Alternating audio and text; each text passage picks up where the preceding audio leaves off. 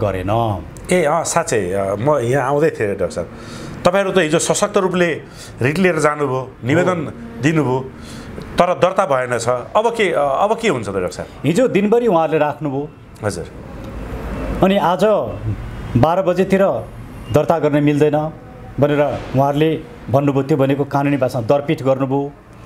दरपीठ भइसके पछाडि हाम्रो अदालती प्रक्रिया कस्तो हुन्छ भने त्यो दरपीठ बदर गरी पाऊँ भनेर निवेदन दिएपछि त्यो निवेदन तुरुन्तै दर्ता हुन्छ र त्यसको भोलिपल्टै पेशी चल्छ, अर्थात् न्यायाधीशको इजलासमा पुगेर त्यो छलफल हुन्छ। तर आज दिनभरि पनि उहाँहरूले त्यो निवेदन पनि दर्ता गरिदिनु भएन। डाक्टर साहब एउटा कुरा भन्नु त, कानुनी रूपले अदालतमा जुन दर्ता गर्न जानुभयो, के कुरामा एमसीसीका प्रावधानका प्रस्तावहरू चाहिँ नेपालको कानुन बमोजिम छैन अनि यहाँहरू चाहिँ अदालत जानुभयो? हो, त्यो म अघि भन्दै थिएँ, मैले 2-3 वटा त भनि नै सकेँ। तर म त्यसमा आउनुभन्दा अगाडि हाम्रो अदालतको जुन प्रक्रिया छ, आज अदालतले दरपीठ उपर लगेको निवेदन पनि जसरी दर्ता गरेन, दिनभरि झुलाएर राख्यो। यसको अर्थ के हो भने पर्सि 12 गते एमसीसी पारित हुँदैछ, उहाँहरू आज झुल्याउने, सायद भोलि पनि अबेरतिर उहाँहरूले दर्ता गर्नुहोला, अनि 1-2 दिन पछाडिको पेशी राखिदिनुहुन्छ। यसरी स्वयं अदालतले पनि एमसीसीको सपोर्टमा काम गरिरहेको प्रष्ट देखियो। नेपालको ठुला मिडिया त उनीहरूले किनेको छ, सतहमै आइसक्यो। हो, अब अदालतले पनि एमसीसीकै पक्षमा लागेर जसरी काम गर्यो, किनभने दरपीठ गरेको कुरा पनि के छ भने योभन्दा अगाडि पनि मैले भदौ 20 गते एमसीसीको विरुद्धमा रिट निवेदन लिएर गएको थिएँ। त्यो बेला अदालतले दरपीठ गरेर के भन्यो भने संसदमा पेश नभएको कारणले, टेबल नभएको कारणले दर्ता गर्न मिल्दैन भन्यो। ओके, तर अहिले त टेबल भइसक्यो नि।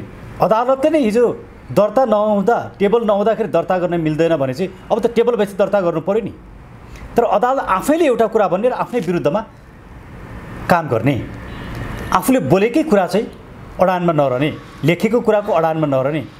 यो भनेको अदालत चाहिँ कस्तो भयो भने एउटा कुरा बोल्ने, अर्को कुरा गर्ने, अनप्रेडिक्टेबल भनिन्छ। अदालत भनेको सधैँ प्रेडिक्टेबल हुन्छ, रुल अफ ल भनेको प्रेडिक्टेबल हुन्छ। त्यसैले अदालतले अहिले आज जुन अनप्रेडिक्टेबल काम गर्यो र जुन किसिमले दरपीठ उपरको निवेदन दर्ता गरेन र दिनभरि समय झुल्यायो, यसबाट के देखिन्छ भने कतै अदालत र कर्मचारी प्रशासन एमसीसीको पक्षमा राजनीतिक रूपमा उभिएको त होइन, अदालतले राजनीति गर्न थालेको त होइन। एमसीसीमा अवरोध गर्नाले भने चोलेन्द्र शमशेरलाई हटाइया रहेछ। हजुर। तर अहिले आएको प्रधान न्यायाधीश, कामु प्रधान न्यायाधीश र अहिलेको जुन प्रशासन छ त्यसले त फेरि एमसीसीकै पक्षमा काम गरे भनेपछि एमसीसीको पक्षमा काम गर्न ल्याइएको हो। यो प्रश्न त उठ्यो नि। अब वातावरण त त्यसै देख्यो नि डाक्टर साहब। सन् 2017 मा पनि शेरबहादुर देउपा र ज्ञानबहादुर कार्कीले यो प्रस्ताव गरेका छन्। हो, अहिले आएर पनि संसदमा अस्ति बोल्ने ज्ञानबहादुर कार्की, प्रधानमन्त्री शेरबहादुर देउपा, यता चोलेन्द्र शमशेर बाधक बने, उसलाई महाभियोग लगाएर अहिले साइडमा राखिएको छ, अर्को काम गरियो। यहाँहरूको त्यो सशक्त रिट जुन एमसीसी खारिज गर्न पाऊँ भन्ने पनि दर्ता गराइएन। हो, यो कनेक्सन हुनसक्छ। यो होइन, यो कनेक्सन थिएन भने त यति महत्त्वपूर्ण विषयमा म तपाईँलाई इन्डियाको एउटा उदाहरण दिउँ। इन्डियामा संविधानमा संशोधन गरेर दर्शकबिन हामीसँग आज गेस्टको रूपमा हुनुहुन्छ अन्तर्राष्ट्रिय कानुनविद तथा वरिष्ठ राजनीतिक विश्लेषक डाक्टर सुरेन्द्र भण्डारी। सर, स्वागत छ यहाँलाई। धन्यवाद मनोज सर। आरामै हुनुहुन्छ? ठिक छु। डाक्टर साहब, चर्को रूपमा एमसीसीको विरोध गर्दै हुनुहुन्छ। यो के कुरामा एमसीसी घातक छ, आज प्रस्ताइदिनु न। धन्यवाद मनोजी। अहिले एमसीसीको विषयमा मुलुकमा 3टा दृष्टिकोण छन्। पहिलो दृष्टिकोण चाहिँ एमसीसी पारित गरेपछि 55-60 अरब रुपियाँ मुलुकलाई आउँछ, त्यो अनुदान हो, त्यो ऋण तिर्नु पर्दैन र त्यसले नेपालको आर्थिक समृद्धि हुन्छ, विकास हुन्छ। यसरी अनुदानमा आउने रकम विरोध गर्नु हुँदैन भन्ने एउटा दृष्टिकोण, त्यो अहिले सत्तामा बस्ने सत्तासीन दलहरूको दृष्टिकोण। अर्को दृष्टिकोण छ एमसीसी पास भएपछि अमेरिकी सेना नेपालमा आउँछन्, अमेरिकी सेनाले बुट बजार छ र नेपाल चाहिँ तहस नहस हुन्छ भन्ने अर्को दृष्टिकोण छ। यी दुवै दृष्टिकोणहरू चाहिँ अतिवादी दृष्टिकोण हुन्। हाम्रो दृष्टिकोण चाहिँ योभन्दा फरक छ। त्यो दृष्टिकोण के हो भने एमसीसीका कतिपय प्रावधानहरू नेपालको हितमा छैनन्, नेपालको सार्वभौम सत्ता नेपालको स्वाधीनता र संवैधानिक सर्वोच्चताको सिद्धान्त विपरीत छन्। त्यसैले त्यस्ता मुलुकको अहितमा भएका प्रावधानहरूलाई हटाएर या परिमार्जन गरेर एमसीसी पारित गर्ने हो भने ठिक छ, तर यसरी परिमार्जन नगर्ने हो भने एमसीसी पारित गर्न हुँदैन, यसलाई खारेज गर्नुपर्छ भन्ने हाम्रो दृष्टिकोण। अब एमसीसीमा के खराबी छन् त भन्ने जहाँसम्म यहाँको प्रश्न छ, त्यसमा थुप्रै खराबीहरू छन्। त्यसमध्ये केही कुराहरू म बुदागत रूपमा राखौँ। पहिलो हो, एमसीसी पारित भएपछि नेपालको घरेलु कानुनभन्दा एमसीसी माथि हुन्छ भन्ने प्रावधान राखेको छ। त्यो भनेको के हो भने घरेलु कानुन भनेको हाम्रो संविधान, ऐन, नियम, नीति यी सबैभन्दा माथि चाहिँ एमसीसी हुन्छ। त्यसैले एमसीसी हाम्रो कानुनभन्दा माथि भएपछि हाम्रो संविधान र कानुनले भने बमोजिम होइन कि एमसीसीले भने बमोजिम गर्नुपर्ने हुन्छ। त्यो भनेको यो मुलुकको राजनीतिक स्वाधीनता नै छैन, हाम्रो सार्वभौम सत्ता नै छैन भन्ने कुरा त्यसले देखाउँछ। त्यसैले एमसीसी चाहिँ संवैधानिक सर्वोच्चताको सिद्धान्त विपरीत छ र हाम्रो सार्वभौम सत्ताको विपरीत छ भन्नेको। अब प्रश्न उठ्छ, संविधानको एउटा सार्वभौम सत्ता विपरीत या संवैधानिक सर्वोच्चता विपरीत भएर के हुन्छ त भन्ने कसैले प्रश्न गर्न सक्छ। आफ्नो मुलुक र आफ्नै अस्तित्व विपरीत हुँदाखेरि पनि के हुन्छ भन्ने प्रश्न भने यो कुनै प्रश्न नै होइन। यो भनेको दासत्व स्वीकार गर्नेले मात्रै यस्तो धारणा राख्छ। त्यसैले अहिले सत्तामा बसेकाले दासत्व स्वीकार गरे, किनकि आफ्नै संविधानभन्दा माथि एमसीसीलाई राख्ने कुरा पनि उनीहरूलाई स्वीकार्य, आफ्नो सार्वभौम सत्तामाथि एमसीसीले धावा बोल्दा पनि स्वीकार्य त्यो भनेको दास मनोवृत्ति हो। यस किसिमको दास मनोवृत्तिलाई हामीले स्वीकार्न सकिँदैन। नेपाल कहिले पनि पराधीन भएको छैन र हामी पराधीन हुन पनि सक्दैनौँ। त्यसैले यो कुरा स्वीकार गर्न सकिँदैन भन्ने हाम्रो दृष्टिकोण एउटा। दोस्रो के हो भने एमसीसीमा भएको प्रावधान चाहिँ कस्तो छ भने नेपाल सरकारले एमसीसीको निर्देशन पालना गर्नुपर्छ, अमेरिकी सरकारको कानुन र नीति निर्देशन पालना गर्नुपर्छ। यो चाहिँ कुनै एउटा देशको अर्को देश उपनिवेश हुँदाखेरि त्यो उपनिवेशले पालन गर्नुपर्ने कुरा जस्तो देखिन्छ। यही हो नव उपनिवेशवाद भनेको, यही हो। त्यसैले एमसीसीका नाममा जसरी एउटा नव उपनिवेशवाद भित्राइदिन्छ मुलुकभित्र, त्यो डरलाग्दो छ। र फेरि कतिले भन्छन् होइन यो त 5 वर्षको प्रोजेक्ट हो, 5 वर्ष सिद्धिएपछि त सिद्धिगयो नि भन्छन्। तर एमसीसीका प्रावधान यस्ता छन् कि अहिलेको बहाल रहेको अमेरिकाको कानुन र पछि बन्ने कानुन समेत बनिएको छ। मान्छे अहिले 5 वर्षको प्रोजेक्ट सिद्धिँदैमा होइन, किनकि त्यो एमसीसीले दिएको प्रोजेक्ट अन्तर्गत ट्रान्समिसन लाइन त सधैँलाई हुन्छ, त्यो ट्रान्समिसन लाइन भइन्जेलसम्म त्यसले नियन्त्रण गर्छ। त्यसको अर्थ के हो भने हाम्रो नेपालको राजनीतिक स्वाधीनता चाहिँ सधैँ खतरामा पर्छ। त्यसैले हामीले यसको विरोध गरेका हौँ। तेस्रो के हो भने जहाँ एमसीसीको प्रोजेक्ट हुन्छ त्यहाँ कुनै पनि अपराध भएको खण्डमा त्यहाँ ज्यान मारिएला, त्यहाँ रेप होला, त्यहाँ ड्रग्स होला, जेसुकै होस्, कुनै पनि अपराधमा हाम्रो प्रहरीले, सुरक्षा निकायले अनुसन्धान गर्न पनि पाउँदैन, कारबाही गर्न पनि पाउँदैन, त्यस्तो मुद्दा अदालतमा दायर गर्न पनि पाइँदैन, अदालतले मुद्दा हेर्न पनि पाउँदैन। यो स्पष्ट लेखेको छ, प्रष्ट छ, प्रष्ट रूपमा लेखेको। अनि यो अहिलेका नेताहरूले किन चाहिँ यो छैन, यो जनताहरू भेडो हुन्, पढेका छैनन् भनेको होला नि त। अन्तर्राष्ट्रिय कानुनको ज्ञाता प्राध्यापक डाक्टर हुनुहुन्छ, त्यो नेताहरूलाई आज पाठ सिकाउनु पर्छ होइन। यो कुरो त मैले बोलेका यी सबै कुराहरू एमसीसीको दस्तावेजमा लेखेका कुरा हो। एमसीसीको दस्तावेज पढ्ने कसैले पनि त्यो कुरा पढ्छ होइन, बुझ्छ। देखि जनतालाई चाहिँ किन यसरी हेपेका होला नि त नेताहरूले? मैले अघि पनि भने मनोजी कि उहाँहरूको अमेरिकालाई खुसी पारेपछि आफ्नो राजनीतिक स्वार्थ पुरा हुन्छ, आफू सत्तामा बस्न सकिन्छ भन्ने एउटा त्यो दासत्वको मनोवृत्ति एउटा। दोस्रो चाहिँ उहाँहरूले हिजो गल्ती गरिसक्नुभयो। एमसीसीको दस्तावेज बनाउने क्रममा उहाँहरूले पढ्नु नै भएन, त्यसमा छलफलै गर्नु भएन। पैसा आउँछ भनेपछि उहाँहरूले हत्त नपत्त दस्तखत गरिदिनु भयो। र उहाँहरूलाई के लागेको थियो भने नेपाली नागरिकहरू पनि सबै पढ्दैनन्, सरकारले जे भने भइहाल्छ र पैसा आउने भएपछि नेपालीहरूले आँखा चिम्लिहाल्छन्, महाकाली सन्धि जस्तै भन्ने उहाँहरूले ठान्नुभयो। तर अहिले नेपाली समाज फरक छ। आज ठुलो मिडिया छ, खालि मेन स्ट्रिम मिडिया मात्रै होइन, पिपुलको मिडिया। म युट्युबलाई नागरिकको मिडिया भन्छु, जनताको मिडिया। किनभने यसले नागरिक समक्ष सन्देश सूचना जानकारी पुर्याउने काम गर्छ। त्यसले यो चाहिँ नागरिकको मिडिया हो र आज नागरिकको मिडिया सशक्त छ र समाजमा पढालेखा बुद्धिजीवीहरू विश्लेषकहरू पनि आज धेरै छन् र उनीहरूले पढ्छन् र यो जब यो एमसिसीको टेक्स्टहरू समाजमा पढियो र छलफल सुरु भयो त्यस पछाडि समाजको एउटा विद्वत वर्गले के भने ओह एमसिसी त खराब रहेछ र यसका बुदागत रूपमा जस्तो भनौँ दलभित्रका नि भीमरावजीले यसको बुदागत रूपमा छलफल गर्नुभएको छ, लीलामणि पोखरेलजीले गर्नुभएको छ, देव गुरुङजीले गर्नुभएको छ र हामी सत्ताभन्दा बाहिरका बुद्धिजीवी विश्लेषकहरू पनि गरेका छौँ।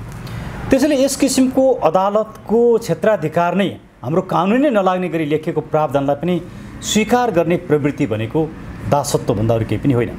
तर अचम्मको कुरा त के छ भने म चाहिँ यति साङ्घातिक प्रावधान हुँदाहुँदै ती प्रावधानको विरुद्धमा एमसिसी चाहिँ मुलुकको अहितमा छ, हाम्रो संविधानभन्दा माथि छ, अदालतभन्दा माथि भयो, यस्तो एमसिसी पारित गरिनु हुँदैन, रोकिनु पर्दछ भनेर अदालतमा मुद्दा लिएर जाँदाखेरि रिट लिएर जाँदाखेरि अदालतले दर्ता गरेन। साँच्चै म यहाँ आउँदै थिएँ डाक्टर साहब, तपाईँहरू त हिजो सशक्त रूपले रिट लिएर जानुभयो, निवेदन दिनुभयो, तर दर्ता भएन छ। अब के हुन्छ त डाक्टर साहब? हिजो दिनभरि उहाँहरूले राख्नुभयो। हजुर। अनि आज 12 बजेतिर दर्ता गर्न मिल्दैन भनेर उहाँहरूले भन्नुभयो। त्यो भनेको कानुनी भाषामा दरपीठ गर्नुभयो। दरपीठ भइसके पछाडि हाम्रो अदालती प्रक्रिया कस्तो हुन्छ भने त्यो दरपीठ बदर गरिपाउँ भनेर निवेदन दिएपछि त्यो निवेदन तुरुन्तै दर्ता हुन्छ र त्यसको भोलिपल्टै पेशी चल्छ, अर्थात् न्यायाधीशको इजलासमा पुगेर त्यो छलफल हुन्छ। तर आज दिनभरि पनि उहाँहरूले त्यो निवेदन पनि दर्ता गरिदिनु भएन। डाक्टर साहब एउटा कुरा भन्नु त, कानुनी रूपले अदालतमा जुन दर्ता गर्न जानुभयो के कुरामा एमसिसीका प्रावधानका प्रस्तावहरू चाहिँ नेपालको कानुन बमोजिम छैन अनि यहाँहरू चाहिँ अदालत जानुभयो? हो, त्यो म अघि भन्दै थिएँ, मैले 2-3 वटा त भनि नै सकेँ।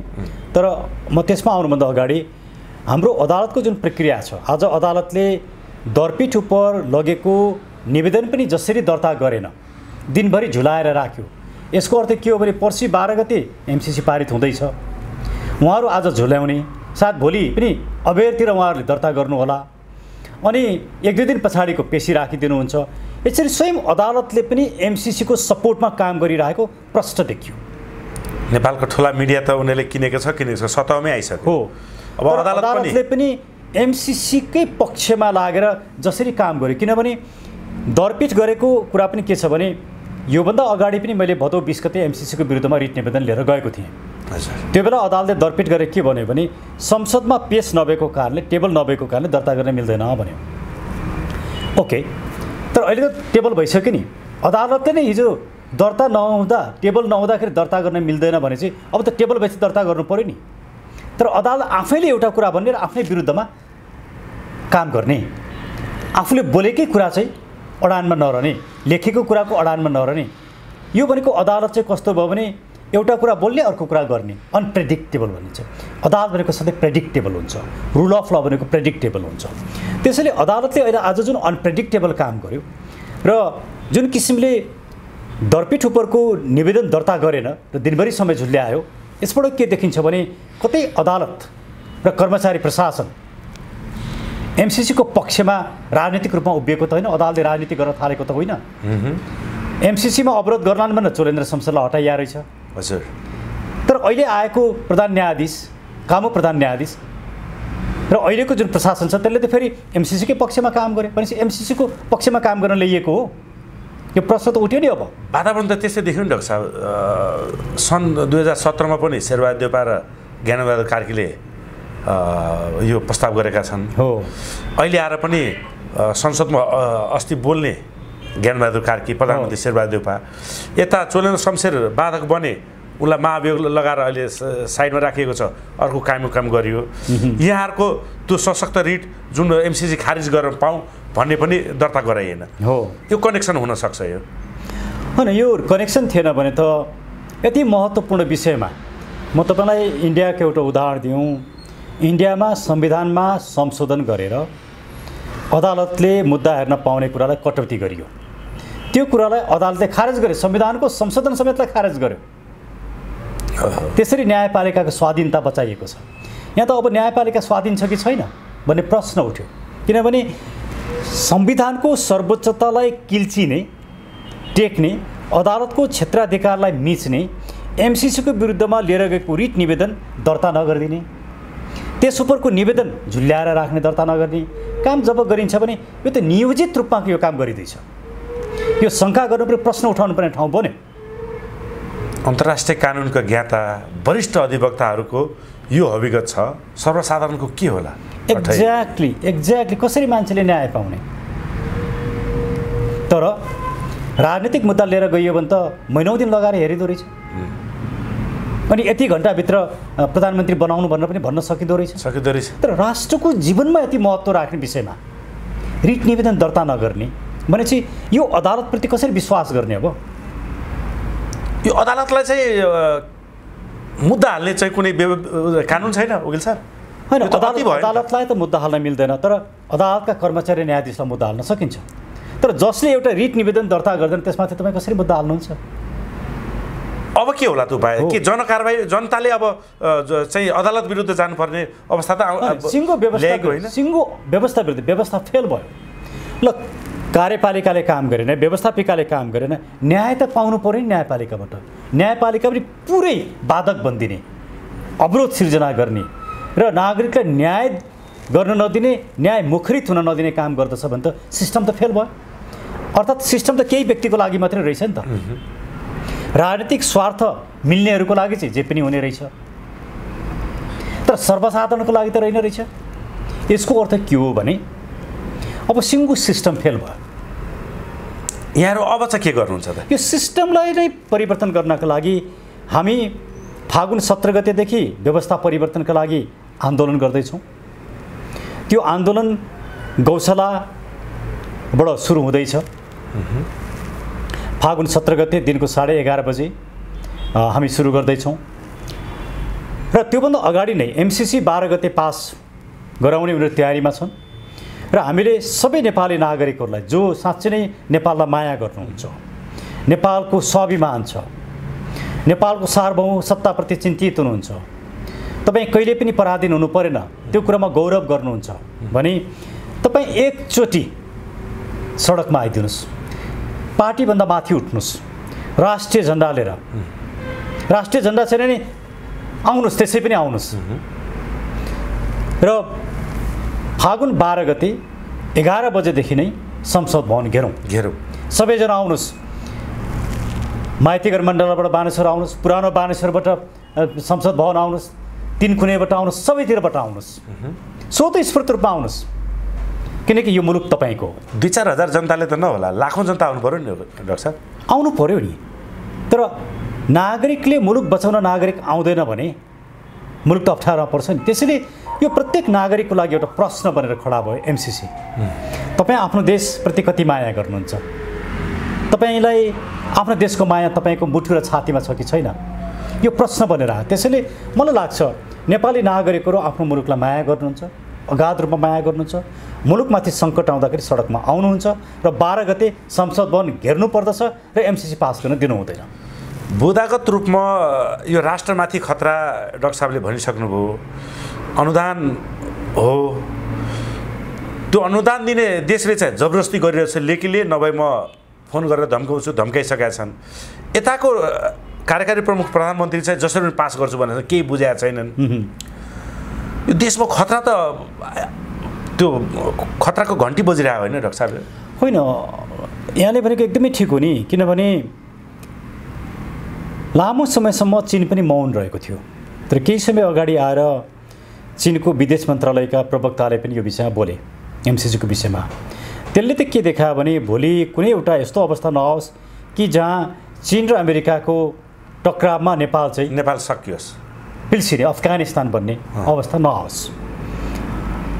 अब अर्को पक्षबाट हेरौँ, एमसीसीमा अमेरिकी सुरक्षा स्वार्थ विपरीत काम गर्न हुँदैन भनेर भनिएको छ। यदि यो विद्युत प्रसारण लाइनको मात्रै कुरा हुन्थ्यो भने किन अमेरिकी सुरक्षा स्वार्थ विपरीत काम गर्न हुँदैन भनेर किन भन्नु पर्यो? यसले त शङ्का जन्मायो नि मजाले।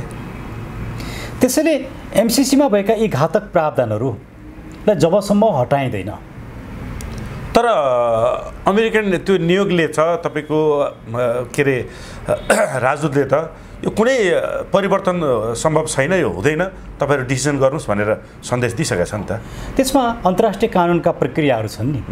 अन्तर्राष्ट्रिय कानुनले के भन्छ भने हामीले त्यसमा चाहिँ रिजर्भेसन राख्न सक्छौँ र त्यो रिजर्भेसन राख्दाखेरि यति यति यति यति कुराहरू चाहिँ हाम्रो कानुन संविधान विपरीत भएकोले हामी मान्दैनौँ, त्यसैले यो विषयमा हाम्रो रिजर्भेसन छ भनेर सूचना दिनुपर्छ उनीहरूलाई लिखित रूपमा, प्रश्न सोध्ने होइन। हाम्रो सरकार के गर्छ, त्यो टेक्स्ट नै नपढेको जस्तो प्रश्न सोध्छ। हामी चाहिँ विद्यार्थी, अमेरिकन चाहिँ शिक्षक, हामी अन्तर्राष्ट्रिय कानुन सम्बन्धै गएनौँ, प्रश्न मात्रै सोध्ने अनि उसले त आफ्नो धारणा राखिदिन्छ। हो, अन्तर्राष्ट्रिय कानुनको प्रक्रियामै हामी चुकिरहेका छौँ। त्यसैले यो रिट निवेदनमा के भनेको छ भने अन्तर्राष्ट्रिय कानुनले लेट डाउन गरेका भने बमोजिमका प्रक्रियामा हामी गएर अमेरिकालाई यो विषय हाम्रो रिजर्भेसन छ भनेर हामी भन्न सक्छौँ र त्यो भनेपछि चाहिँ अमेरिकाले त्यसमा अब्जेक्सन गर्यो, कुरा फरक हुन्छ। अब्जेक्सन गरेन भने चाहिँ त्यो रिजर्भेसन चाहिँ सन्धिको अभिन्न अङ्ग बन्छ र त्यो सन्धिको अभिन्न अङ्ग बनिसके पछाडि त्यो सन्धिमा भएका गलत प्रावधानहरूले बाट हामीलाई असर पर्दैन। तर उहाँहरू त्यो प्रक्रियामा पनि नजाने। अब तपाईँले भन्नुहोला कि होइन उहाँहरूलाई थाहा थिएन नि भन्नुहोला, राज्य चलाउने मान्छेलाई किन थाहा हुँदैन? उहाँहरूलाई सबै कुरा थाहा छ, तर उहाँहरू मुलुकको हितमा एउटा पनि काम गर्न चाहनुहुन्न। समस्या चाहिँ हो। चाइना खुलेर आइसक्यो एमसिसीको विपक्षमा, भारत चाहिँ किन मौन छ वा भारतको मौन समर्थन छ? यहाँ तपाईँको कति बुदामा कुरा यस्तो छ भने नेपाल सरकारले एमसिसीलाई यो प्रश्न गर्नु पर्यो भने वा सोध्नु पर्यो भने भारतको अनुमति लिनु परेछ भन्ने पनि बुदा सायद छ। त्यसमा के छ भने यो एमसिसीलाई लागू गर्ने क्रममा भारतको पनि सहमति चाहिन्छ भनिएको छ। अब भारत यो एमसिसीको पक्ष राष्ट्र होइन। अन्तर्राष्ट्रिय कानुनमा के हुन्छ भने तीनटा किसिमका सन्धि हुन्छ। एउटा दुईटा राष्ट्रको बिचमा भएको सन्धि, त्यसलाई द्विपक्षीय भनिन्छ बायल्याटरल। अर्को तीन वा तीनभन्दा बेसी मुलुकको बिचमा गरेको रिजनल र सबै मुलुकहरूको बिचमा गरेको मल्टिल्याटरल भनिन्छ। यो चाहिँ बायल्याटरल ट्रिटी हो। बायल्याटरल ट्रिटीमा तेस्रो मुलुकको विषयमा कुनै पनि कुरा उठाउन पाइँदैन। किन उठाइएको रहेछ त्यहाँ? त्यसैले यो गलत छ, एमसिसी गलत छ। र दुईटा देशका बिचमा भएको सन्धिमा तेस्रो मुलुकको सहमति स्वीकृति लिन पर्दैन। नम्बर 1। अर्को कुरा के छ भने एमसिसीको सन्धिमा यो दस्तावेजमा संसदमा लगेर पारित गर्नुपर्छ भन्ने कुरा लेखिएकै छैन र अन्तर्राष्ट्रिय कानुनले खास गरिकन Vienna convention on law of treaties भनिन्छ, भियना अभिसन्धि भनिन्छ, त्यसले कुनै पनि सन्धि कसरी लागू हुन्छ भन्ने विषयमा त्यही सन्धिमा नै लेखिनु पर्दछ भन्छ। एमसिसीको दस्तावेजमा यो कुरा लेखिएको छैन। संसदमा लगेर पारित गराउनुपर्छ भन्ने कुरा नलेखिकन संसदमा लान मिल्दैन। यहाँ भनिन्छ नि यो संसदमा लानलाई चाहिँ नेपालको ब्युरोक्रेटले र केपी ओली सरकारले चाहिँ सल्लाह दिएको अरे भन्ने कुरा पनि भन्छ नि। अर्थ मन्त्रालयले कानुन मन्त्रालयलाई सोधेको र कानुन मन्त्रालयले चाहिँ संसदबाट अनुमोदन गराउनुपर्छ भनेर भनेको भन्ने कुराहरू बाहिर आएका छन्। अब कानुन मन्त्रालयले जुन कुरा अनुमोदन गराउनुपर्छ भन्यो, कानुन मन्त्रालयले भनेर यो अनुमोदन हुँदैन, किनकि त्यो कुरा सन्धिमा लेखिनुपर्छ। सन्धिका कुरालाई कानुन मन्त्रालयको चिठीले परिमार्जन गर्न सक्दैन। फेरि नेपालले चाहिँ संसदबाट पारित गराउनु पर्ने, अमेरिकाले चाहिँ पारितै गराउनु नपर्ने, त्यस्तो पनि सन्धि हुन्छ। त्यही त, एउटा देशले उसको संसदबाट पारित गराउनुपर्छ, अर्को देशले पनि संसदबाट पारित गराउनुपर्छ। अमेरिकाको सेनेटबाट पारित गराउनु पर्यो, अमेरिकाले चाहिँ पारित गराउनै नपर्ने, अनि नेपालले मात्रै पारित गराउनु पर्ने, यस्तो किसिमको द्विपक्षीय सन्धि हुँदैन। यस्ता किसिमका सन्धिलाई अन्तर्राष्ट्रिय कानुनले सन्धिको श्रेणीमा नै मान्दैन। त्यसैले यो रिट निवेदन उठाएको कुरा के यो सन्धि नै होइन। यो सन्धि नै नभएको कारणले संसदमा लगेर पास गरेर नै पर्दैन। मिलेनियम च्यालेन्ज कर्पोरेसनको उद्देश्य नेपालमा नेपालको हितमा पक्कै पनि देखिँदैन, किनकि जबरजस्ती गरिरहेका छन् र नेपालको नेताहरू पनि जसलाई उनीहरूले किनिसकेका छन् उनीहरूले पनि त्यही गर्दैछन्। भोलिको दिनमा एमसिसी पास भयो र तपाईँहरूको आन्दोलन त्यसपछि चर्क्यो, 2 करोड 51 लाख जनताले अब एमसिसी फाले, नेताहरू नजरबन्द गरे, तर अमेरिका फर्केर जाने त त्यहाँ कानुनले दिँदैन नि त। कानुन त अमेरिकाको हातमा गइसकेको हुन्छ। उसले क्षतिपूर्ति त धेरै ठुलो क्षतिपूर्तिको डिमान्ड पनि गर्छ भन्ने सुनिएको छ। यो बारेमा पछाइदिनु पर्ला सन्धि खारेज गर्न। आज 50 करोड डलरको लागि भोलि 10 खरब डलर पनि नेपालले तिर्नुपर्छ भन्ने शर्त राख्न सक्छ अरे, र त्यसपछि नेपालले त्यो तिर्न सक्दैन, एमसिसी सदा सर्वदा नेपाल रहन्छ भन्ने कुरा पनि बजारमा आछ। होइन, हामीले एमसिसी 30 दिनको सूचना दिएर खारेज गर्न सक्छौँ। यो सरकार, यो सत्ता, यी दल र यी नेताले गर्दैन। त्यसैले यो व्यवस्था परिवर्तन भएर आउने सरकारले खारेज गर्छ। हामी यदि सरकारमा आयौँ भने सरकारमा आएको भोलिपल्ट हामी यो खारेज गरिदिन्छौँ। त्यसमा दुई मात्रै छैन। अनि अमेरिका फर्किन चाहेन हो, त्यो बेलामा हामीले खारेज गरेपछि नफर्किने त उनी हुँदैन, फर्किनुपर्छ। क्षतिपूर्ति डिमान्ड गर्छ हो, क्षतिपूर्ति डिमान्ड गर्छ। कति क्षतिपूर्ति दिनुपर्ने भन्ने कुराहरू प्रष्ट रूपमा लेखिएको छैन। तर क्षतिपूर्तिको नियम के हुन्छ नि, जति लगानी गरिएको छ त्यो बराबरको क्षतिपूर्ति दिने हो। त्यसैले भोलि अमेरिकाले अप्ठ्यारो पार्न सक्छ। ती उदाहरण छ, पारेको छन्, ती अवस्थाहरू छन्। त्यसैले हामी के भन्छौँ, यो पारित गराएर भोलि अप्ठ्यारो निम्त्याउने होइन कि यो पारितै गर्न हो, पारितै हुन नदिने, पारितै हुन दिनु हुँदैन। यदि कुनै कारणले यी दल र नेताहरूले पारित गरे भने यी सबै दल र नेताहरूलाई आन्दोलनका माध्यमबाट सत्ता परिवर्तन गरेर व्यवस्था परिवर्तन गरेर फाल्नुपर्छ। हो, चुनावमा गएर फालौँला भन्ने कुरा सम्भव छैन, किनकि चुनावले व्यवस्था परिवर्तन दुनियाँमा कहीँ पनि भएको छैन र हुँदैन। चुनावमा गइसके पछाडि आफू मन्त्री बन्नेला, आफू सांसद बन्नेला, सत्ताको बार्गेनिङ होला, तर व्यवस्था परिवर्तन हुँदैन। त्यसैले अहिले राजनीतिक दलहरू सबै एउटा भ्रममा केमा छन्, इभन राष्ट्रवादी राजनीतिक दलहरू पनि के भ्रममा छन् भने हामी चुनावमा गएर हाम्रा एजेन्डा स्थापित गर्छौँ भन्ने भ्रममा छन्। चुनावमा गएर एजेन्डा स्थापित हुँदैन। त्यसैले नेपालका लागि नेपाली एउटा डेमोक्रेटिक पोलिटिकल पार्टी भएकोले हामी चुनावको विरोध गर्दैनौँ। तर यो अहिलेको निर्वाचन प्रणाली चाहिँ लुटतन्त्रमा आधारित छ, बिग्रिएको निर्वाचन प्रणाली जहाँ भ्रष्टाचार, पैसा, गुन्डा, छलकपटमा आधारित छ। यो निर्वाचन प्रणाली स्वस्थ निष्पक्ष नै छैन। त्यसैले यस्तो निर्वाचन प्रणालीले गर्ने निर्वाचनबाट राम्रा मान्छेहरू आउन सक्दैनन्। होला, निर्वाचनको बारे हामी छुट्टै स्ट्राटेजी बनाउला, तर हामी के भन्छौँ भने निर्वाचनमा जानु पर्यो भने एमसीसी वादीलाई हराउँ भन्ने एजेन्डा लिएर जान्छौँ र एमसीसी वादीलाई हराउनुपर्छ। तर त्योभन्दा पहिल्यै एमसीसी पास गर्ने अनि एमसीसी वादीलाई हराउने भन्दा पहिल्यै हामी नेपाली नागरिक कम्तीमा एकचोटि त सचेत हौँ, एमसीसी पास गर्न नदिउँ न। त्यसको लागि हामी लाखौँ मानिसहरू सडकमा आयौँ भने यो सम्भव छ। तर यदि हामी लाखौँ मानिस आएनौँ, घरमै सुतेर बस्यौँ, फेसबुकमा मात्रै लेख्यौँ अनि चिया खाँदा मात्रै एमसीसीको विरोध गऱ्यौँ, होइन म किन आन्दोलनमा जाने, म त एकदम सुकिलो मुकिलो मान्छे, अरू नै जान्छन् नि भन्ने हो भने एमसीसी पास हुन्छ र मुलुकले एउटा अप्ठ्यारो अवस्था भोग्नुपर्ने हुनसक्छ, दुर्घटनामै फस्छ। म तत्कालै दुर्घटनामा जान्छ त भन्दिनँ, तर अप्ठ्यारा स्थितिहरू भोग्नुपर्छ।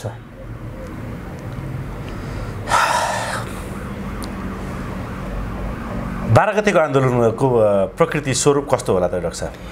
12 गते आम नेपाली नागरिकहरू स्वतस्फूर्त रूपमा आउनको लागि म हार्दिक रूपमा अनुरोध गर्दछु। हजुर, सरकारले दमन गर्न हुँदैन। सरकारले दमन गरेर प्रतिकार हुन्छ,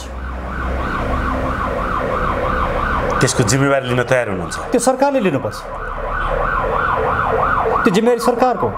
सरकारले नागरिकलाई दमन गर्ने जिम्मेवारी नागरिकहरूले शान्तिपूर्ण रूपमा विरोध गर्न पाउने प्रत्येक डेमोक्रेसीमा र यो संविधान अन्तर्गत नागरिकको अधिकार हो। हजुर, र नागरिकले आफ्नो आवाज मुखरित गर्दाखेरि ती नागरिकमाथि पानीको फोरा फाल्ने, अश्रु ग्यास फाल्ने, प्लास्टिकका गोली, रबरका गोली चलाउने, त्यो पनि डेमोक्रेटिक सरकार हुन्छ। नागरिकहरूको मानव अधिकारको बारेमा न अमेरिका बोल्छ। अमेरिका के भन्छ? सडकमा आउनेहरू चाहिँ आतङ्ककारी। अमेरिकी राजदूतलाई नेपालको आन्तरिक मामलामा बोल्ने अहिले थालिसके कि अमेरिकी नागरिक राजदूतले शासन गर्न थालेका हुन्। अमेरिकन राजदूतमाथि त यो सरकारले स्पष्टीकरण सोध्नुपर्ने हो। न कुनै राजनीतिक दल र न मानव अधिकारवादीहरू कोही ती आन्दोलनकारीहरूको मानव अधिकारको बारेमा बोल्छन्। कस्तो भइसकेको छ मुलुक? अब यो मुलुकलाई बचाउनु पर्ने अवस्था आयो। त्यो बचाउने भनेको नागरिकले मात्रै हो। त्यसैले सम्पूर्ण नेपाली नागरिकहरू एकचोटि जुरुक्कै उठ्न जरुरी छ, सडकमा आउन जरुरी छ। हामी सबै सडकमा आयौँ। 2 लाख मान्छे सडकमा आएर त्यो संसद भवन घेरे भने पास गर्न सक्दैनन्। एमसीसी असफल पार्नै पर्छ, असफल बनाउनै पर्छ। तर एमसीसी पास भयो भने अनि एमसीसी पास भएछ भनेर हुँदैन। तर पास भयो भने पनि यसको विरोध हामीले गरिरहन्छौँ, यसको विरुद्धमा हामी आन्दोलित हुन्छौँ। यसलाई कुनै पनि हालतमा कार्यान्वयन गर्न दिन हुँदैन। राष्ट्रवादी शक्तिहरू सबै, तपाईँ यहाँले त आन्दोलनको घोषणा गर्नुभयो, सबैले साथ दिने प्रतिबद्धता जाहेर गरेछन् या कुरा भएको छ कि छैन? तपाईँहरूको कुराहरू भइराखेको छ।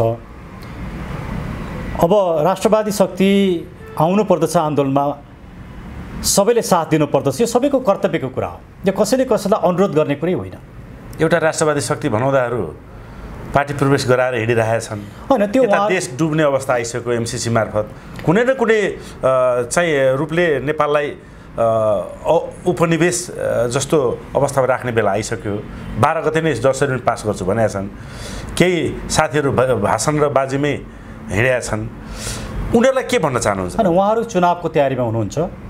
मेरो धवलजीसँग कुरो भएको थियो। हामीहरू केही समयदेखि आन्दोलनमा सँगै जाउँ भनेर उहाँहरूसँग कुरा गरिराखेका थियौँ र धवलजीले अझै पनि मलाई फोन गरेर भन्नुभयो हामी तपाईँहरूको आन्दोलनमा सहकार्य गर्दैनौँ तर पछाडि बसेर हामी सघाउँछौँ, केही हाम्रा साथीहरू तपाईँहरूलाई पठाउँछौँ भन्नुभयो। मैले भने धन्यवाद भने।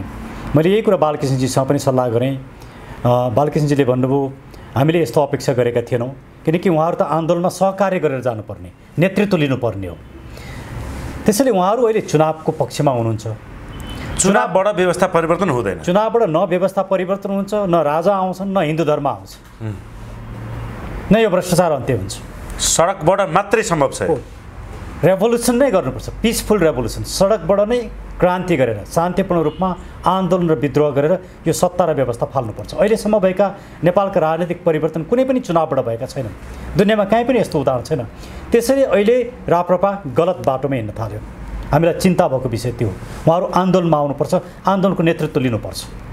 यो बाछा गोरु जस्तो भए जस्तो लाग्यो यो राप्रपा अहिले राजेन्द्र लिङ्गदेनजी, किनभने अब सडकमा आइदिएदेखि त अहिले 2,91,00,000 जनताले साथ दिन्थे नि। एउटा सांसद जो संसदमा प्रतिनिधित्व गर्छ। अनि उहाँहरूले के भन्नुभयो भने आन्दोलनमा आउँदा पनि हामी राप्रपाको झन्डा लिएर आउँछौँ भन्नुभयो।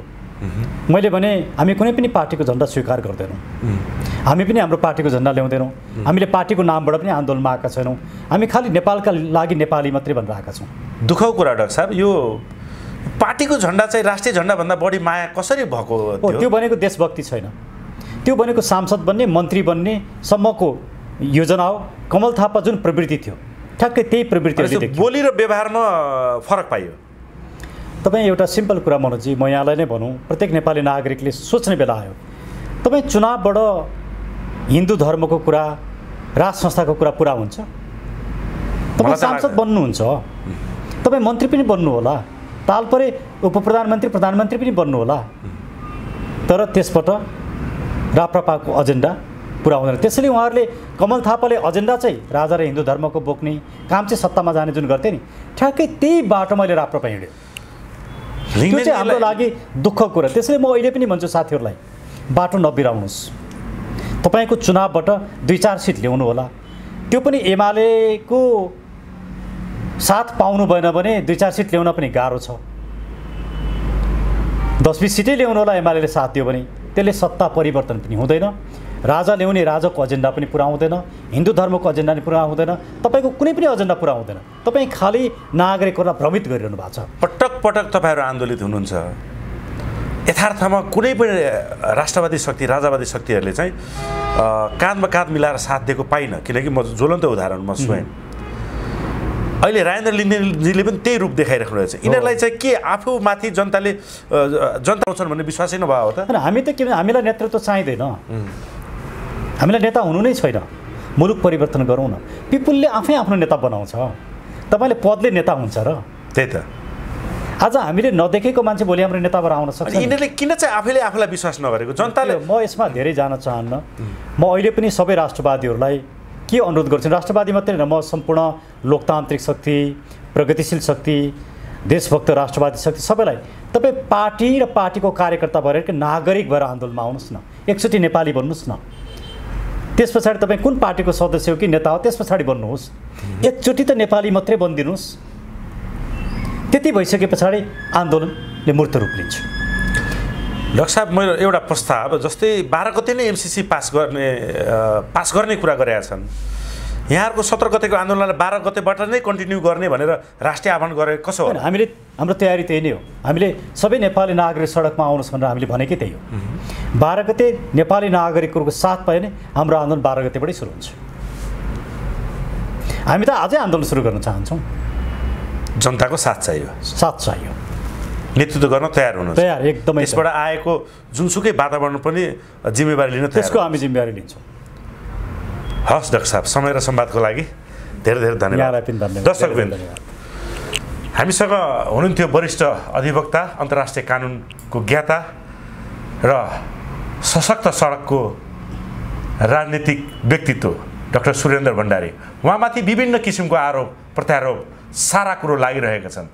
धेरै साथीहरूले त उहाँलाई त्यही अमेरिकाको एजेन्ट पनि भनिराख्नु भएको छ।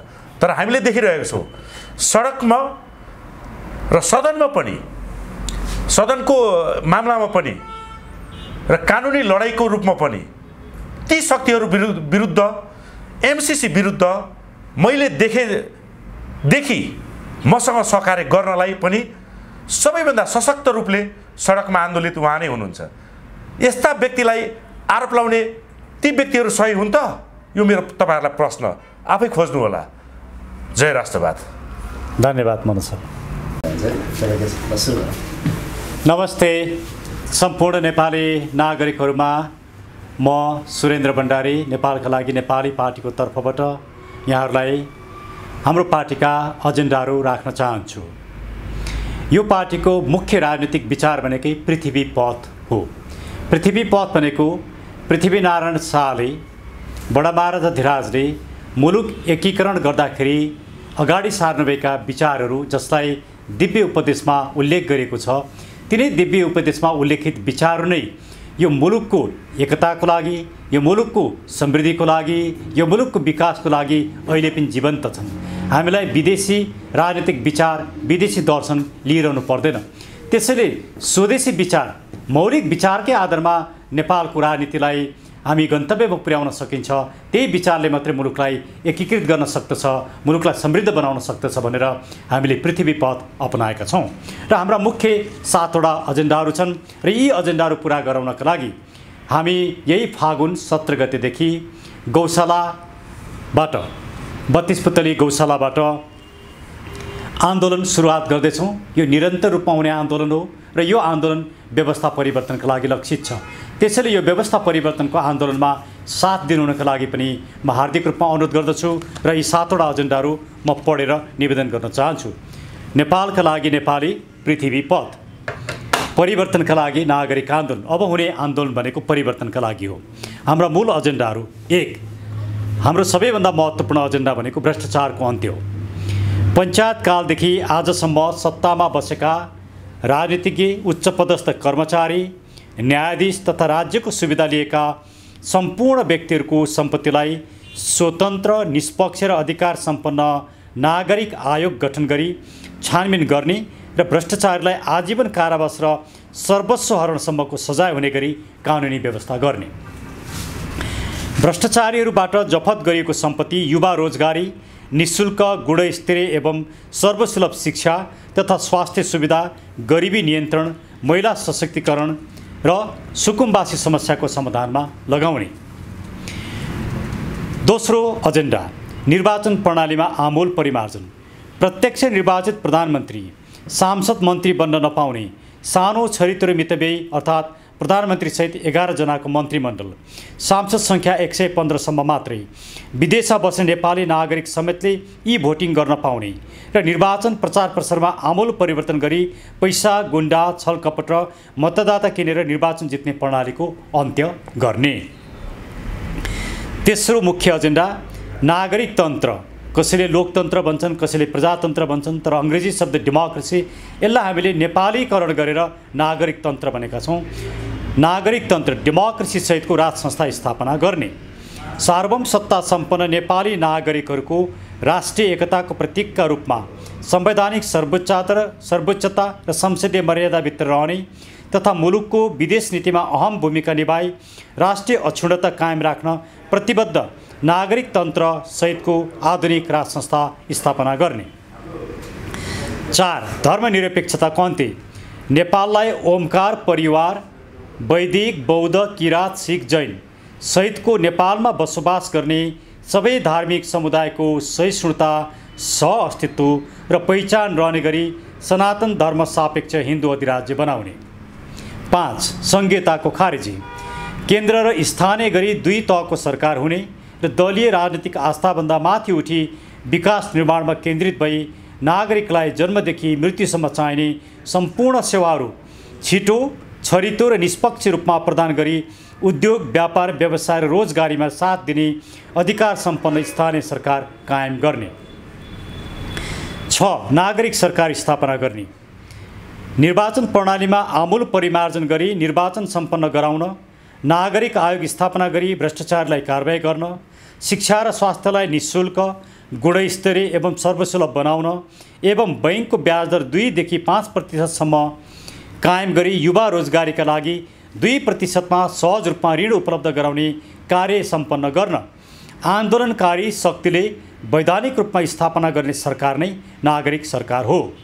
यस सरकारले हामी नेपाली प्रजा र जनता होइनौँ, राजनीतिक अधिकार सम्पन्न राज्य शक्तिको स्रोत र सार्वभौम नागरिक हौँ भन्ने मान्यता स्थापित गर्नेछ। 7. समृद्ध नागरिक। राजनीतिक परिवर्तनका लागि पृथ्वी पथलाई नेपालवाद आत्मसात गरी राष्ट्रिय एकता र राष्ट्र निर्माणको प्रक्रिया मजबुत बनाई मुलुकको आर्थिक र सामाजिक रूपान्तरण गरी नागरिकलाई समृद्ध बनाउने। मुलुकको समृद्धिको स्रोत उद्योग र रोजगारी हो भन्ने श्री 5 बडा महाराजा धिराज पृथ्वीनारायण शाहको दिव्य उपदेश अनुरूप देशमा वार्षिक रूपमा कम्तीमा 2वटा ठुला, 10वटा मझौला र 25वटा घरेलु उद्योग खोल्नका लागि वार्षिक बजेटमा सुनिश्चित गर्ने। यी 7वटा एजेन्डाको विस्तृत रूपमा व्याख्या गरिएको हामीले एउटा सानो बुकलेट पनि छापेका छौँ। यसलाई हामीले अनलाइन रूपमा पनि राखेका छौँ, हाम्रो वेब पेजमा पनि छ। हाम्रो एप्स, नेपालका लागि नेपालीको एप्स पनि छिटै यो लन्च हुँदैछ, हामीले त्यसमा पनि राख्नेछौँ र जसले यो बुकलेट पढ्न चाहनुहुन्छ उहाँहरूलाई उपलब्ध पनि गराउनेछौँ। यी 7वटा एजेन्डालाई साथ दिएर मुलुक आज तहस नछुनबाट बचाउन, एमसिसी खारेज गर्न, एमसिसीलाई पास हुन नदिनका लागि सम्पूर्ण नागरिकहरूको साथ होस् र यही 12 गते फागुन 12 गते 11 बजेदेखि संसद भवन घेरौँ, एमसिसी पास हुन नदिउँ।